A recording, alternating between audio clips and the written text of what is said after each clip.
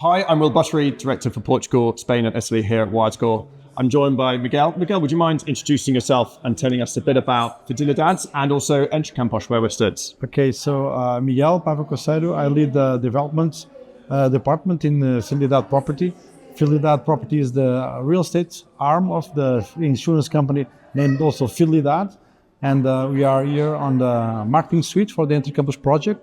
So it's a mega development in the heart of the city of Lisbon that aims to transform a location that was idle for more than 20 years. And now we are just closing up the gap and building city within the city. And Campos is redefining what a development means in Lisbon. How did you approach this and really did you look further into the future about what you thought the city needed in order to deliver this? Yes. Well, in terms of urban development, it was based on a project that was delivered by the municipality. So the master plan, we did all the architecture.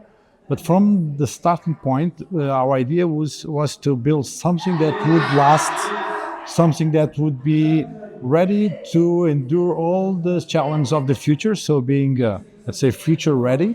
So, and for that, we, from the beginning, designed the building with a lot of infrastructures, like using geothermal energy, installing a strong and resilient network, being on power, connectivity to information, the transportation, public transportation. So the idea is to bring something that would at least encompass what's the 15-minute cities within a space that was dormant. So it will for sure set the standards in Portugal for what's urban development in the future. Yeah.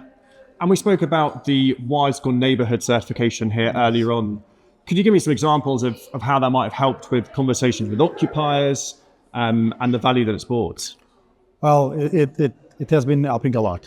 We are talking mostly with blue chip companies and financial institutions, and they rely very strongly on the infrastructure in power and data. So being able to present them the care that we took on when we looked at these two so critical infrastructures, assuring that there will be multiple points of connectivity to the data, to the energy. So those were really good aspects for us to present. And it's not just us that are telling this, it's a certification that also confirms that we are having that. So a third-party confirmation of something that the market feels as so critical, it has been very important for us. Amazing. We've spoken a lot about ESG and sustainability and technology today. What does that look like in practice for you at Fidelidade? How do you bring that into such a large development? So, as I told earlier, for Fidelidade, sustainability is at its core. So we in all the activities. So when I said that we are aiming to be net zero in 2050, it's within all the business of Fidelidade, not only the real estate, but all the insurance business. And so that sends a strong message. And that for us, it's we being in real estate and everybody knowing the weight that real estate has in terms of net zero, of the footprint that it provokes. It was really relevant that we would introduce from the beginning in the project measures that would, let's say, passive measures that would already contribute to that. So we are using geothermal systems. The facades are designed in a way that they will protect from sun. In Portugal, our main problem is sun. Sorry. Yeah, it's a good problem to have. It's a good problem to have, but it's a problem. Our consumptions in energy are very high during the long period on the year. So finding passive measures that would help us to contradict that would be very relevant, and also to introduce a lot of green areas that would help to control the heat bubble effect within the city. So those were, for instance, 3 points that we would refer by using that we introduced in the Campos project. Okay. What's the biggest challenge that you're facing or you have faced when it comes to making the buildings, future ready?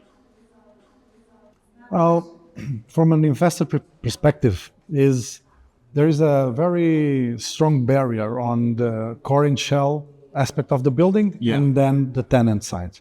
The tenants are critical for the performance of the buildings, the way they treat, let's say, energy and being in lighting or air conditioning.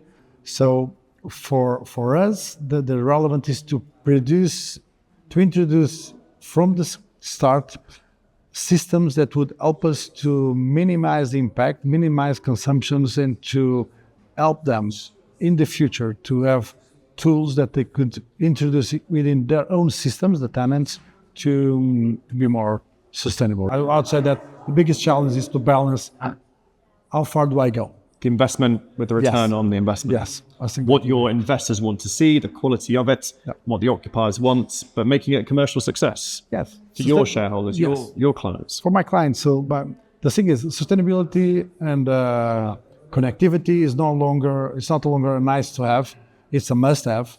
Okay, last question. What are you most excited about in terms of real estate, technology, and connectivity, and where it's going here in Lisbon?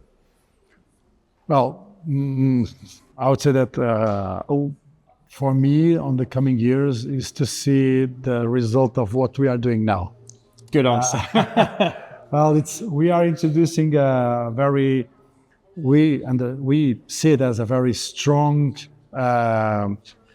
layer of information that we will produce a big data lake of our buildings, Okay. and then try to what will come of it. It's something that we are projecting in 5 years. Maybe in 5 years, I can say I have a very smart building, very efficient, very operationally efficient. But my biggest goal is to see what's the result on what we are doing now in the next 5 years. We are very confident on what we are doing, but it's very exciting to see things just coming up and the data popping up and try to work on it. Yeah, seeing the fruits of all the work Yes. and investment done so far. Yeah, that's Amazing. I'm excited to see it as well. Yes. Miguel, thank you so much. Thank you Great so to much, speak with Joe. you. Nice to see you again.